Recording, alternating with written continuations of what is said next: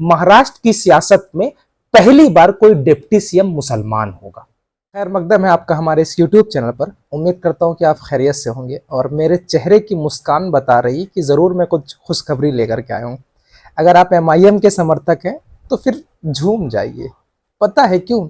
जो so called secularism वाली पार्टियां आपको लॉलीपॉप देने का काम करती थी, मतलब आपको मुंह नहीं लगाती थी, आज वो आपके पैर के पास बैठ करके कह रही हैं बताइए आपको सियासत में कौन सी हिस्सेदारी चाहिए।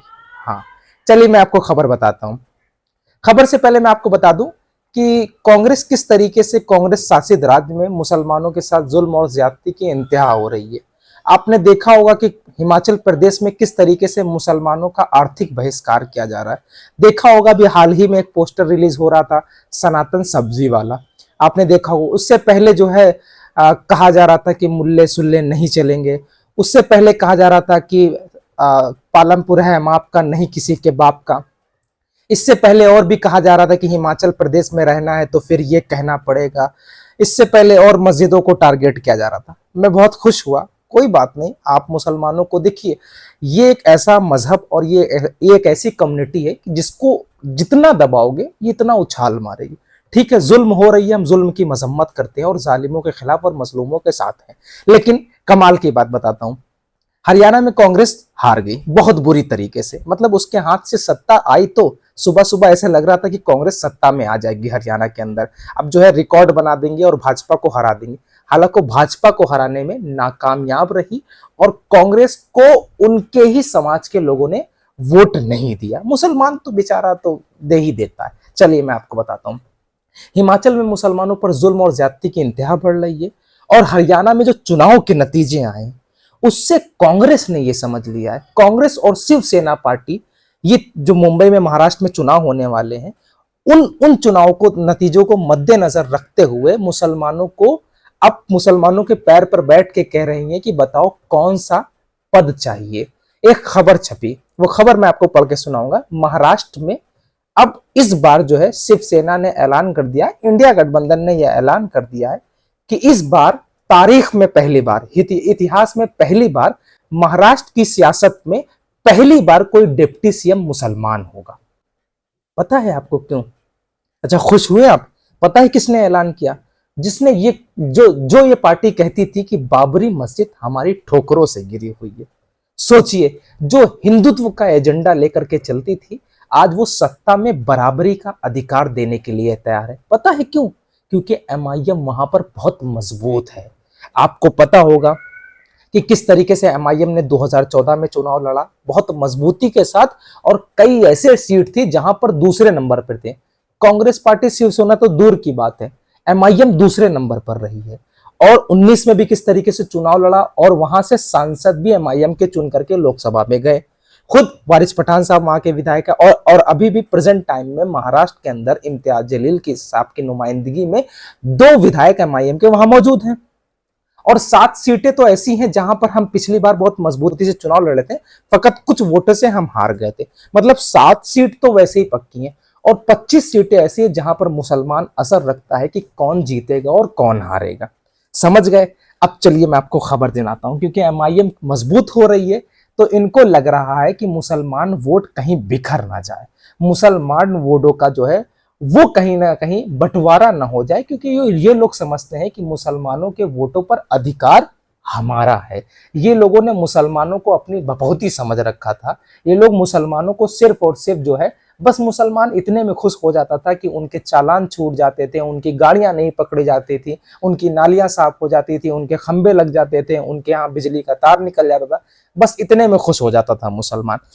अब मैं आपको खबर, यकीनन जो है खबर जो है बहुत दिलचस्प होता जा रहा है। महाराष्ट्र का चुनाव बहुत दिलचस्प, बहुत मजा आने वाला है, क्योंकि कांग्रेस और शिवसेना आपके पैर पकड़ के ये कह रही है कि भैया कौन सा पद चाहिए। ऐलान कर दिया कि मुसलमान जो है वो डिप्टी सीएम होगा। अब चलिए मैं खबर पढ़ के सुनाता हूँ, इसके बाद मैं जो है एक न्यूज़पेपर की कटिंग लगाऊंगा, उसको रोक करके आप भी खुद से पढ़ लीजिएगा। चलिए मैं हेडलाइन पढ़ता हूँ। महाराष्ट्र में पहली बार बनेगा मुस्लिम डिप्टी सीएम, उद्धव ठाकरे और शरद पवार ने भी अपना ग्रीन सिग्नल दे दिया। चलिए न्यूज पढ़ता हूँ, थोड़ा सा वक्त जरूर लगेगा लेकिन मजा आएगा। आप एमआईएम के सपोर्टर हैं तो मेरे इस यूट्यूब चैनल को सब्सक्राइब कर लीजिएगा और अगर असदुद्दीन ओवैसी साहब से जर्रा बराबर भी मोहब्बत करते हैं तो इस पैगाम को ज्यादा से ज्यादा शेयर कीजिएगा, ताकि दुनिया को पता चले कि हमारा अपना वकार है, हम लड़ सकते हैं, हम फाइट में हैं, हम पीछे नहीं है। खैर, आपने हेडिंग सुन ली, अब सुनिए। हरियाणा विधानसभा में मिली शिकस्त के बाद एक अखबार ने छापा है, उन्हीं की लैंग्वेज है, वो मैं आपको पढ़ के सुना रहा हूं। हरियाणा विधानसभा में मिली शिकस्त के बाद कांग्रेस ने महाराष्ट्र के लिए एक नया फॉर्मूला तैयार किया है। मुस्लिम वोटर को लुभाने के लिए डिप्टी सीएम का पद मुस्लिम कैंडिडेट को दे दिया जाएगा। दूसरी तरफ कांग्रेस अब महाराष्ट्र से ज्यादा मुस्लिम उम्मीदवार को सीट देने का प्लान भी बना रही है। कांग्रेस की उद्धव ठाकरे और शरद पवार के साथ साथ इस बातचीत चर्चा हुई। सूत्रों के मुताबिक दोनों नेता ने इस मुद्दे पर राजी हो गए, यानी शरद पवार और उद्धव ठाकरे राजी हो गए कि मुसलमान को डिप्टी सीएम बनाया जाएगा और ज्यादा से ज्यादा टिकट दिए जाएंगे। अब सोचिए, जो हिंदुत्व का एजेंडा लेकर के चलती हो, आज मुसलमानों को बगल में बैठाने के लिए तैयार है। और इसका श्रेय आप पता है किसको देंगे? असदुद्दीन ओवैसी को। खैर, श्रेय नहीं, वोट भी देना है। आगे चलते हैं, पढ़ते हैं। राहुल गांधी के करीबी नेता इस बैठक में शामिल हुए थे। इस मीटिंग में वक्फ बोर्ड कानून का विरोध करने पर भी सहमति हो गई। बताइए, वक्फ बोर्ड बिल का जो भाजपा सरकार द्वारा लाया गया, उसको भी शरद पवार और उद्धव ठाकरे के लोग विरोध करने के लिए तैयार हो गए। मुस्लिम मतदाताओं को आकर्षित करने के लिए महाराष्ट्र में उर्दू भाषा अनिवार्य करने का आश्वासन भी दिया है। उर्दू भाषा भी अनिवार्य हो जाएगी। और अभी आपने 2 दिन पहले खबर दिया था कि जो मदरसों के टीचर की सैलरी 6,000 थी, उसको 16,000 कर दी। किसने? एक नाथ शिंदे की सरकार ने। मतलब मुसलमानों पर मेहरबान है इस वक्त। क्या सरकार, क्या विपक्ष, क्या पक्ष, क्या विपक्ष। आगे पढ़ते हैं, मजा आ रहा है मुझे तो। हरियाणा में कांग्रेस के कम मुस्लिम उम्मीदवारों को मैदान में उतारा था, मगर सारे मुस्लिम उम्मीदवार जीत गए। कम उतारे थे और जितने उतारे थे सब जीत गए, मगर सारे मुस्लिम उम्मीदवार जीत गए।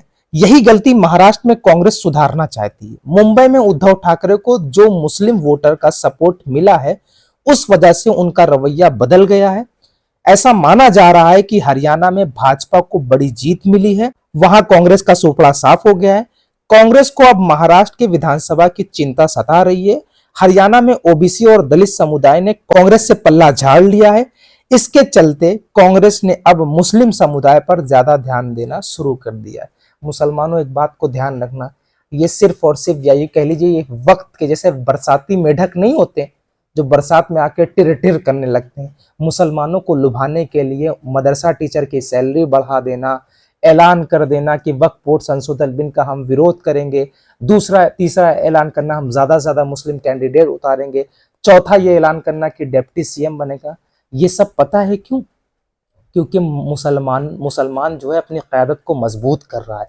मुसलमान अपनी रहनुमाई चाहता है, मुसलमान अपनी लीडरशिप चाहता है, मुसलमान अपना वक़ार चाहता है, ताकि समाज में वो अपनी इज्जत से जी सके, ताकि उस पर हमले ना हो सके।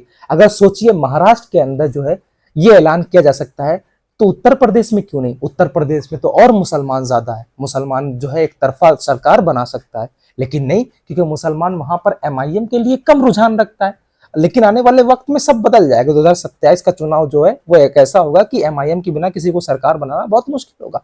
लेकिन महाराष्ट्र में भी यही होने वाला है, एमआईएम के बिना किसी का सरकार बनाना बहुत ज्यादा मुश्किल होने वाला है। और आपने खबर देख ली है कि महाराष्ट्र में डिप्टी सीएम का ऑफर कर दिया गया है मुसलमानों के लिए, ज्यादा से ज्यादा टिकट दिए जाएंगे। खैर, मेरी इस पूरे बात का मतलब यही था कि मुसलमानों, तुम जब तक खुद नहीं मजबूत होगे, जब तक अपनी लीडरशिप को मजबूत नहीं करोगे, तब तक तुम्हें कोई पूछने वाला नहीं। मुसलमानों, तुमने महाराष्ट्र के अंदर अपनी लीडरशिप को मजबूत किया, तो आज इन्होंने ऐलान कर दिया कि हम ज्यादा से ज्यादा मुस्लिम कैंडिडेट उतारेंगे और डिप्टी सीएम बनाएंगे महाराष्ट्र के अंदर।